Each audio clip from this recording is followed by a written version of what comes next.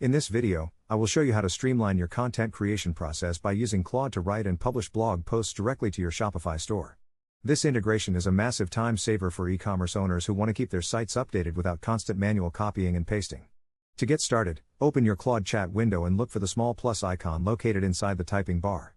When you click this, a menu will appear where you should select the connectors option.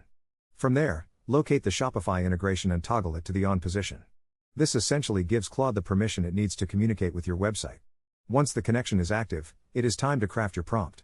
You should paste your rough outline, target keywords, or specific content goals right into the message box.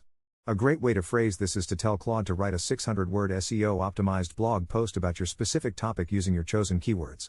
It is important to be very clear at the end of your message, so make sure to add a direction telling Claude that once it is finished, it should push the content directly to your Shopify store as a new blog draft with a specific title. After you send the message, Claude will generate the text and then call the Shopify tool to transfer the data. You do not have to worry about the post going live immediately because it will be saved as a draft. This gives you the perfect opportunity to log into your Shopify admin panel to review the formatting, add your featured images, and double-check the meta description before you hit that final publish button.